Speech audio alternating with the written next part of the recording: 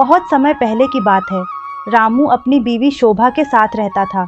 वह बहुत ही मेहनती और ईमानदार इंसान था। रामू दिन भर अपने खेत में मेहनत से काम करता, लेकिन वहीं उसका पड़ोसी मुरारी दिन भर सोता रहता और काम चोरी किया करता। रामू की मेहनत की वजह से उसकी खेत में बहुत ही अच्छी फसल होती थी। उसकी सफलता देखकर गांव के सारे लोग रामू से जलते थे। उसका पड़ोसी मुरारी और उसकी बीवी बहुत दुष्ट इंसान थे। मुरारी की बीवी भी रामू के सफलता देखकर उससे जलती थी और वो दोनों रामू से बहुत झगड़ा किया करते। देखो, इस रामू की फसल इस बार भी बहुत ही अच्छी हुई है। हमेशा इसके साथ ही अच्छा क्यों होता है? इस बार तो यह फसल बेचकर गांव का अमीर इंसान ही बन जाएगा। अरे तुम परेशान मत हो, इसको हम कभी अमीर आदमी नहीं बनने देंगे। मेरे जीते जी तो यह कभी अमीरों वाली जिंदगी नहीं जी सकता।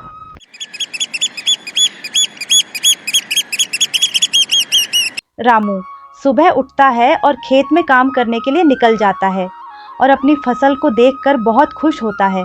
अब जाकर रामू की मेहनत रंग लाई थी। इस बार लग रहा है अच्छी खासी कमाई हो जाएगी।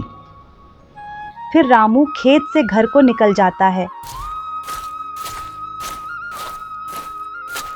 रामू की पत्नी रामू से कहती है, क्या हुआ?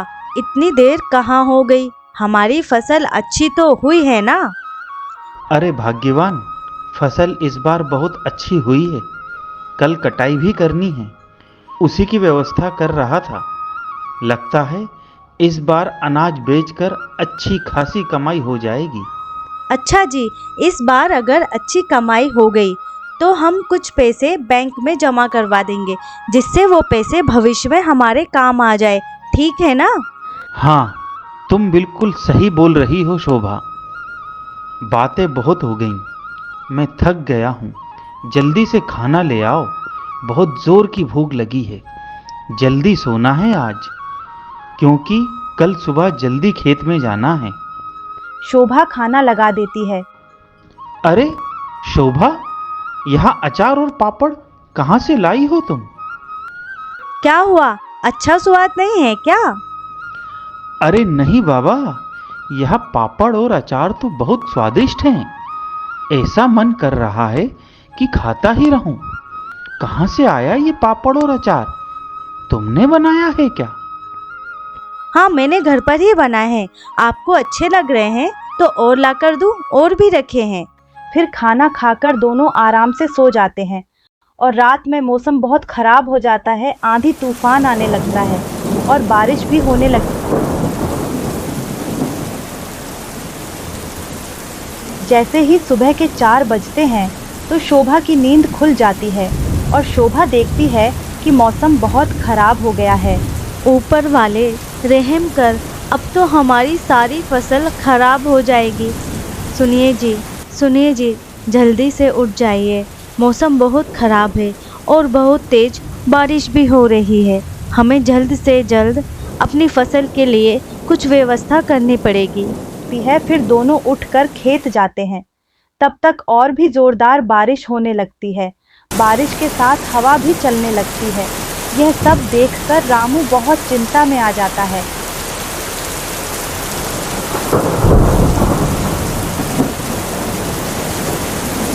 शोभा, हमारी पूरी मेहनत मिट्टी में मिल गई। अब तो भूखे मरने के दिन आ गए।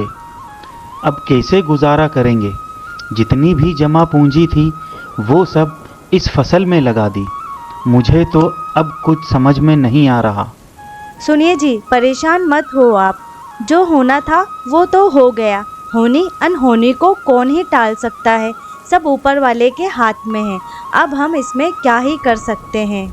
यहाँ सब देखकर रामू का पड़ोसी मुरारी बहुत खुश होता है मौसम को देखकर, और मुरारी अपनी पत्नी लीला से कहता है, देखा लीला, मैंने बोला था ना कि वो रामू कभी अमीर नहीं बन पाएगा, और ऐसा ही हुआ। मुझे तो बड़ी खुशी हो रही है। अच्छा, लेकिन हम लोगों की भी तो फसल नष्ट हो गई ना। इसमें इतना खुश होने वाली क्या बात है? आपको तो दुखी होना चाहिए। अरे, मुझे अपनी फसल बर्बाद होने का इतना दुख नहीं है। खुशी तो मुझे रामू की फसल बर्बाद होने का है, क्योंकि हमने तो अपने खेत में उतना पैसा भी नहीं लगाया है और ना ही उतनी मेहनत की है। हमारे पास तो अपनी जमा पूंजी है, जिसके सहारे हम अपने दिन गुजार लेंगे। लेकिन रामू के पास तो कुछ भी नहीं बचा। उसके पास तो खाने के भी लाले पड़ गए। इसलिए तो मुझे बहुत खुशी हो रही है कि रामू की सारी फसल बर्बाद हो गई। उधर रामू को उसकी पत्नी शोभा हौसला और सब्र दिलाती है।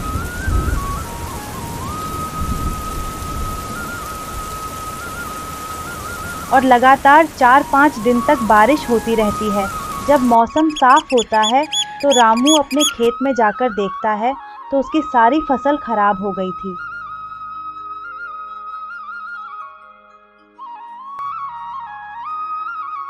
रामू घर आकर सारी बात अपनी पत्नी को बताता है और वह फिर से चिंता में डूब जाता है और रामू को बुखार आ जाता है। आप इतनी चिंता मत कीजिए। अगर आप ही हौसला नहीं रखेंगे तो मेरा क्या होगा?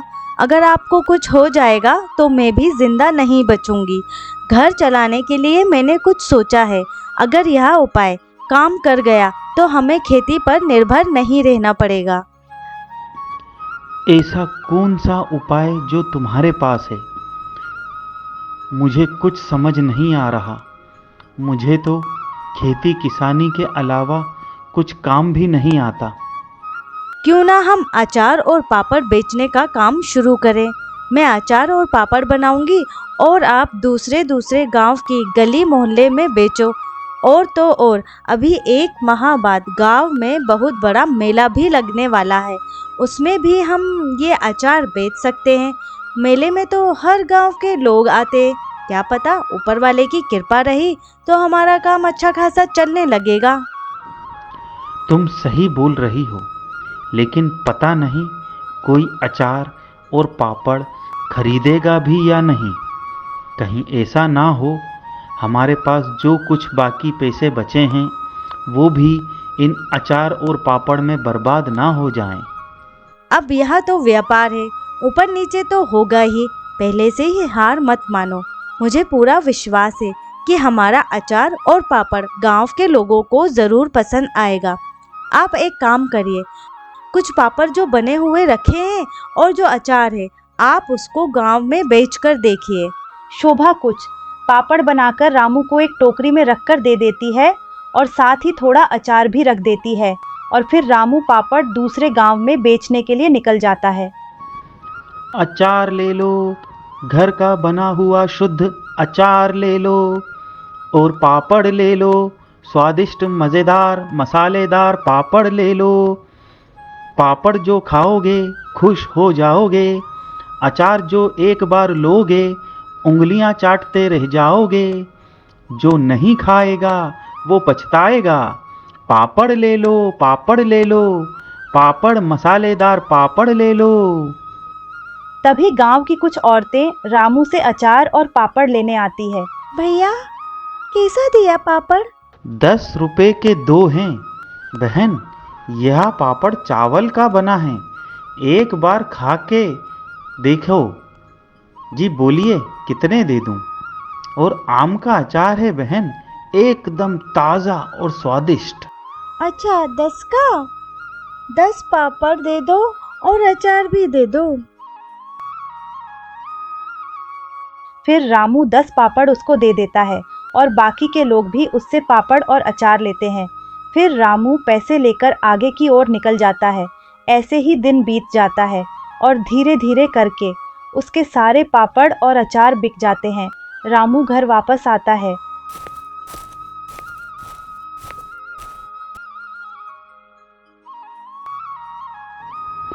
शोभा, एक गिलास पानी लाओ जरा, आज बहुत थक गया हूँ।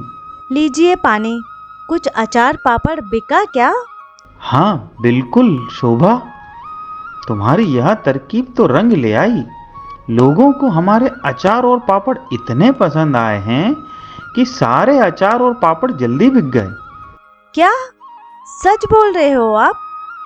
हमारे सारे पापड़ और अचार बिक गया? क्या वाकई? मुझे तो यकीन ही नहीं हो रहा। अगले दिन सुबह शोभा और ज्यादा अचार और पापड़ रामू की टोकरी में रख देती है और रामू पापड़ बेचने चला जाता है। अचार ले लो, घर का बना हुआ शुद्ध अचार ले लो और पापड़ ले लो। तभी गांव का एक आदमी कहता है, अचार पापड़ वाले भैया, हमने सुना है तुम्हारा अचार और पापड़ बहुत स्वादिष्ट है। चलो 10 पापड़ मुझे दे दो, मैं भी तो देखूं कि तुम्हारे पापड़ में ऐसा क्या है। अरे हाँ भैया, क्यों नहीं, एक बार खाओगे बार बार मांगोगे। और ऐसे ही धीरे धीरे दिन बीतते जाते हैं और मेले में भी हर गांव के लोग आए थे। सबने पापड़ अचार खूब खरीदा और उस मेले से अचार और पापड़ हर गांव में मशहूर हो गया। सुनो शोभा, हमारे पापड़ और अचार के तो बहुत चर्चे हो रहे हैं। अब मेरे गांव में जाते ही सारे पापड़ और अचार तुरंत बिक जाते हैं। उस मेले में हमने बेचा ना, तब से तो मैं बहुत मशहूर हो गया हूँ। और पता है, मुझे अब सब लोग अचार पापड़ वाले भैया के नाम से जानते हैं। शोभा यह बात सुनकर बहुत खुश होती है। रामू और शोभा बात कर ही रहे होते हैं, तभी गांव के मुखिया का बुलावा आता है। ओ भाई, रामू कहाँ हो? हाँ भाई बोलिए, क्या काम है?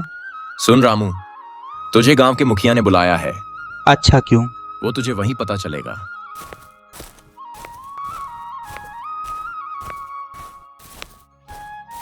फिर रामू मुखिया के पास जाता है और मुखिया कहता है, सुन भाई, अचार पापड़ वाले भाई, 4 दिन बाद मेरे बेटे का जन्म दिवस है।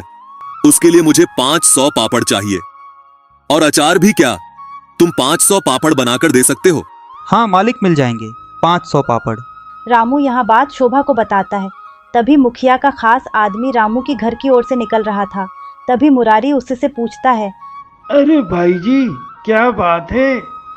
आपको रामू से क्या काम आन पड़ा जो आप उसके घर के चक्कर लगा रहे हो? अरे मुरारी, गांव के मुखिया की बेटे का जन्मदिवस है और उसी के आयोजन के लिए मुखिया ने रामू से पापड़ और अचार बनवाया है। उसी की व्यवस्था करने आया था। अच्छा, अब मैं चलता हूँ। इसकी किस्मत में ऐसा क्या लिखा है जो हमेशा इसकी किस्मत इसका साथ देती है? लेकिन मैं ऐसा नहीं होने दूंगा, कुछ ना कुछ करना ही पड़ेगा। मुरारी और उसकी पत्नी लीला उससे जलने लगते हैं और शोभा पापड़ कहाँ रखती है यह सोचते हैं। शोभा जैसे ही पापड़ बनाकर अपनी रसोई घर में रखकर सोने जाती है, इधर मुरारी और उसकी बीवी सारे पापड़ चुरा लेते हैं।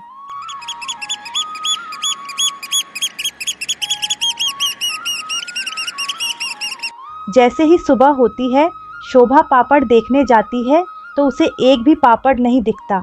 यह सब देखकर वह सारी बात अपने पति रामू को बताती है। मैं आज मुखिया जी के घर जा रहा हूँ और मुखिया जी से बोल दूंगा कि बस मुझे 2 दिन का और समय दे दीजिए। रामू मुखिया के घर की ओर निकल जाता है। मुखिया जी, मेरे घर से किसी ने मेरे सारे पापड़ और अचार चुरा लिए हैं। आप मुझे बस 2 दिन का समय दे दीजिए, मैं आपके अचार और पापड़ बनाकर दे दूंगा। ठीक है रामू, मैं तुमको 2 दिन का मौका दे रहा हूं, लेकिन तुम मुझे अचार और पापड़ जरूर बनाकर दे देना। हाँ ठीक है मुखिया जी, आप चिंता ना करिए, मैं आपके लिए अचार और पापड़ जल्द बना दूंगा। फिर जब रामू उधर से जैसे ही घर आता है तो रामू देखता है कि मुरारी की बेटी पापड़ खा रही है और उसके हाथ में भी 2 पापड़ हैं। यह देखकर रामू कहता है, मुरारी ने तो मुझसे आज तक एक पापड़ तक नहीं खरीदा है और ना ही कभी मुरारी की पत्नी ने खरीदा, लेकिन यह बच्ची पापड़ कहाँ से लाई है? रामू उस बच्ची के पास जाता है। अरे बेटी, तुम यहाँ पापड़ कहाँ से लाई हो? अरे चाचा, यह पापड़ तो मेरे पापा ने दिए हैं। मेरे घर पे तो अचार भी है बहुत सारा और पापड़ भी है, बहुत ही स्वादिष्ट पापड़ है। रामू ये सारी बात अपनी पत्नी शोभा को बताता है। क्या इसका मतलब मुरारी और उसकी पत्नी लीला ने चुराए हैं? वो हमसे जलते थे, ये तो मैं जानती थी, लेकिन इस हद तक गिर जाएंगे यहाँ तो मैं सोच भी नहीं सकती। फिर रामू मुखिया के घर जाता है और सारी बात मुखिया को बता देता है। फिर मुखिया अपने नौकर के साथ आता है। अरे मुखिया जी, आप यहाँ क्या काम आन पड़ा जो आप मेरे घर आए? मुझे तुम्हारे घर की तलाशी लेना है। रामू का कहना है तुमने उसके घर से चोरी की है। फिर मुरारी के घर की छानबीन करते हैं। जैसे ही मुखिया का नौकर और मुखिया मुरारी के घर में जाते हैं, उन्हें वो अचार और पापड़ मिल जाते हैं। यह क्या है मुरारी, क्यों चुराई है तुमने अचार और पापड़? मुझे क्षमा कर दो मुखिया जी, मेरे अंदर ईर्ष्या आ गई थी, इसलिए मैंने ऐसा किया। मुखिया जी, मैं आज के बाद ऐसा काम नहीं करूँगा। आप मुझे बस एक बार माफ कर दीजिए। नहीं, यह माफ करने लायक काम नहीं है। अगर मैंने तुम्हें माफ कर दिया तो तुम फिर ऐसा काम करोगे। तुमको इस गांव से बाहर किया जाता है। Please like, share and subscribe my channel.